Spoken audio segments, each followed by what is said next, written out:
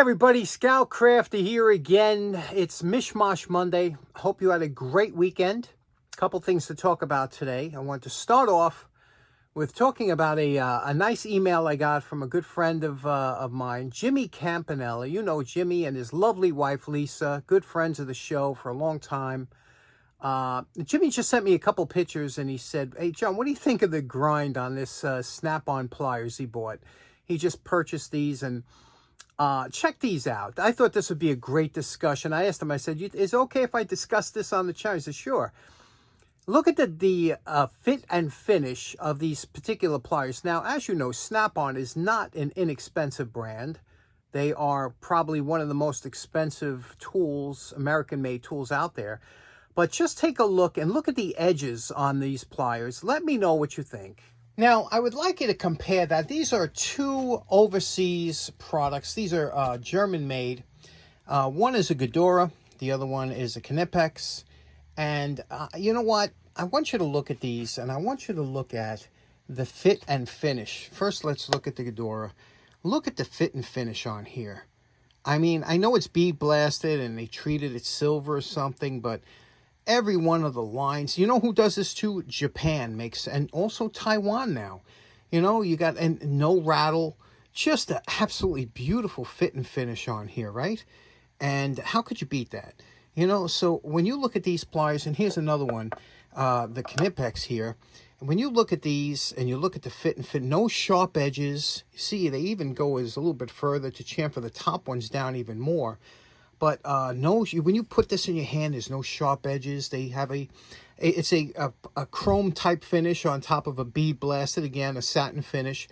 It's just beautiful. I mean, the fit, the workmanship on these, even the gearing down here, this is another place you have to watch, because they put these in tumblers to get rid of any sharp edges before they send it out to us. So, you know, that's where I wanted to keep this, you know, get this discussion going here. And you think that Snap-on, they dropped the ball on those pliers, didn't they? I mean, if I'll tell you the truth, I'd be very disappointed. I know Jimmy was. That's why he sent it to me, you know, showed me the pictures and wanted to share. You know, it's very disappointing to see you're paying that kind of money and they're putting out that kind of product. What do you think? Let us know in the comments. Next up, it's been another good week for the poor man's flea market here in Queens, New York. Picked up a couple things. First, look at this chair, this lovely chair I saw thrown out. And it was, I'm telling you that the photographing doesn't really do it justice. I took it because I said I can use that upstate. It's from that house that they're moving, that older house that's moving. And they're always throwing out really nice stuff. It looks like it was recently reupholstered. It's beautiful fabric on there. And I wasn't going to take it, but I was on my walk and I was tired. And I said, let me just sit in it. Just to sit in it. As soon as I sat in it, the thing engulfed me. It was such a comfortable. It is much more comfortable than it looks. And I grabbed that.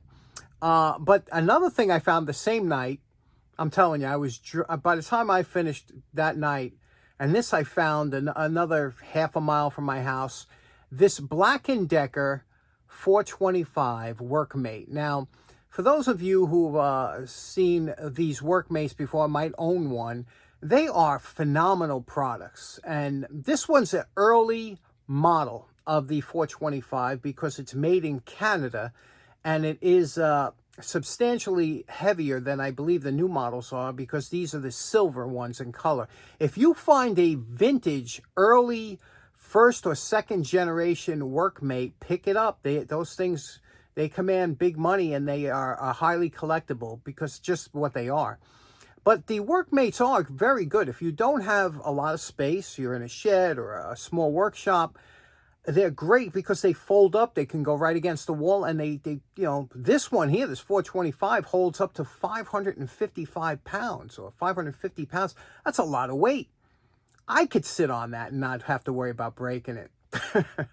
But if you have one and you know what I'm talking about, they're really they're indispensable for an extra hand. You know, some of them you don't need as many features, but they're all decent. They're all good. And the Workmate, they do make a good product. So I was happy to find that.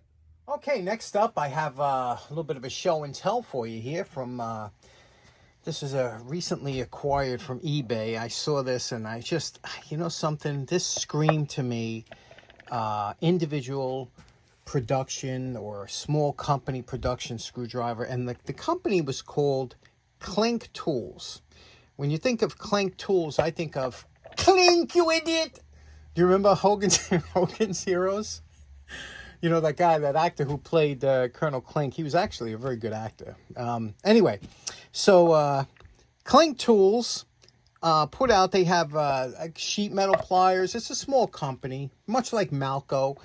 And this here was a tool company. I think they were bought out. They were bought out by a larger company. But this one here was probably an early design of theirs. It is, without a doubt, the heaviest screwdriver that I own. This thing is made extremely strong, and I just, you know, I love the amber handle, you know.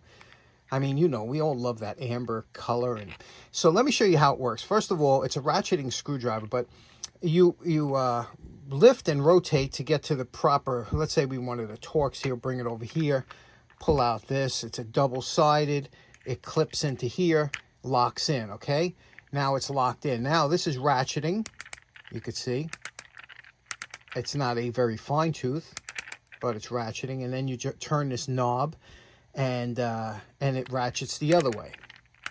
And then you turn it this way, and it's back. You know, so interesting how that works. And you know, we've seen these before, but just having that knob stick out there, I know it looks, you know, like it would catch. I don't know. There was just something about this that I wanted it. Here's another thing, too. It's you push this in. This detent, and you can see it detents into different positions, and what's nice, it locks. So now it's locked in that position, and you could, you know, use it like that. So this, when I saw it, I knew that it was a vintage screwdriver that was definitely, you know, not in production anymore. And sure enough, you know, they don't make this anymore. They do make another type of screwdriver called a speed screwdriver, which is very interesting, where if you hold it, that this will turn you know, in more revolutions than what you're actually turning, which is an interesting one. What do you think? Pretty interesting, right? Kind of like Frankenstein-ish. I don't know. For some reason, I had to get this to put in the collector in my screwdriver collection. Okay, next up, last week we did this beautiful Wilton Vise, and we painted it in a DupliColor Metalcast, and there seemed to be a little bit of confusion on how that paint op works, or what, you know. Let me just go through real quick. We're going to show you step by step how to paint something with those paints. These are the paints that we're speaking of here, and they're called a Metalcast. And what Metalcast means is this is almost like a clear, when I say clear color, that means that it's a translucent or transparent color. And so in other words, most paints when you put on, they're opaque, which means when you put the paint on, you can't see underneath the paint. You're covering whatever you're doing. With a clear color paint, it's like almost like if you went over it with a clear magic marker, you could still see under it. You know, it's almost like a see-through paint. So the colors, like here, comes in a clear colored paint, and then this is the base coat. So no matter what color you're going to use, you have to start with a base coat of silver. And silver will reflect the light, and that's what makes it look so nice. That's what we call candy apple finish. Now, something too important to remember, you can use silver. I've seen guys also use gold colored, and that gives you a whole different effect. If you put gold under red, it comes out a little deeper, like a maroon. So I'm going to show you how we're going to do this. I just picked out one of my inexpensive wrenches here. And what we're going to do, I already cleaned this now with Comet. That's an abrasive cleaner. Cleaned it, dried it. It's all ready to go. It's nice and clean. Now what we're going to do is we're going to run a quick thing of tape around it, and I'm going to show you. Now this is already reflective and already silver. I'm going to spray one side with the silver, and we'll leave the other one bare to show you that you can spray over. As long as it's reflective, it'll give the same effect. Let's do that. Now, anytime you're spraying any kind of paint, it's always a good idea from a spray can. I found my tip for me is I fill up a small container with hot tap water, as hot as it'll come out of the tap water, and place your can of paint in there. Let it sit there for a few minutes until it warms up the paint. It's also a good idea to warm up this part. If you have a radiator or something that you could put it on so you're putting warm paint on a warm part, you'll get much better flow. It'll lay down much better. That makes a big difference, especially if you're spraying in a colder climate or whatever like that. Warm up the paint, warm up the part, and watch the magic happen. So now we're just going to spray this part silver, and you'll see it's not quite as shiny as this, but that's what we're going to do as an experiment. We'll leave the Taiwan part free. We're not going to spray that at all. We're just going to go with the clear color.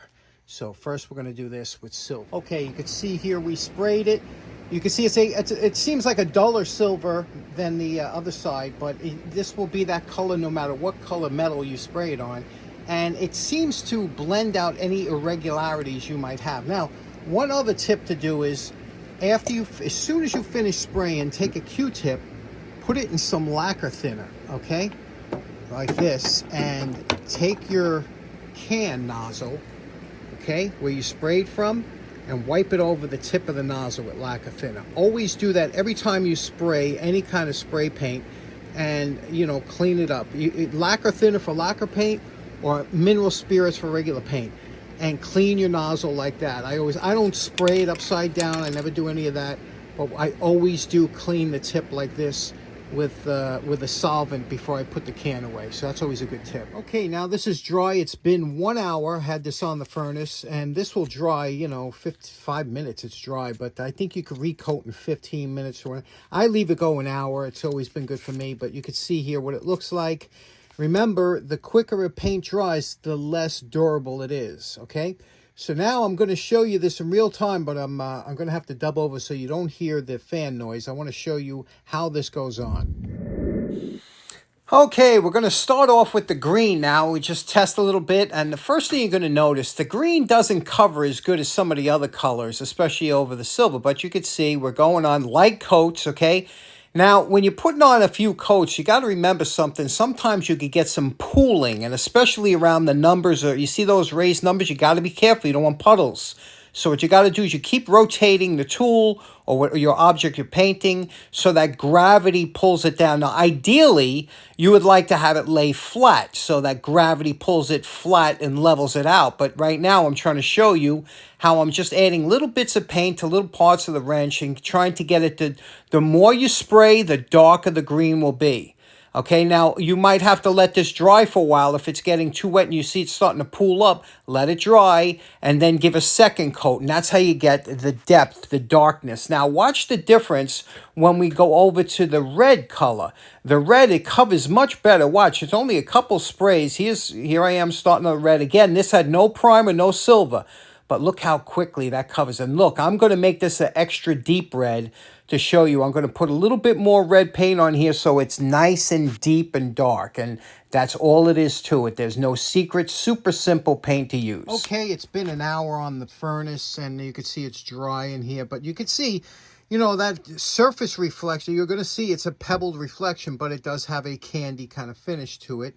You can see what that looks like. Again, it's richer and deeper off camera. For some reason this makes it look a little bit pinkish, but it's a deep red. But you could see, so there we go. That's how you work that paint. It dries quickly. It's not as durable as an enamel, but there you go. I hope that answers the questions you might have had on this one. I'll show you some photos afterwards with what the real colors look like. Last up, Scott Denning said, hey, why don't you restore that lithies container? Scott, for you, buddy. Here you go, Scott. Is that better? Looks better now, huh? There we go. So now that's back to pretty close to the way it looked, I guess, when it was new. Back in the 70s. Okay, so in closing, that was a fun little mosh today. We got quite a bit of subjects covered. Also, had a visit the other day from my possum buddy, who I haven't seen in a couple days. I was wondering how he's doing. He's getting big. He's looking good. Check out his little hands when you see him. They're beautiful. Anyway, hope you enjoyed it. Thanks so much for tuning in. Take care now. Bye-bye.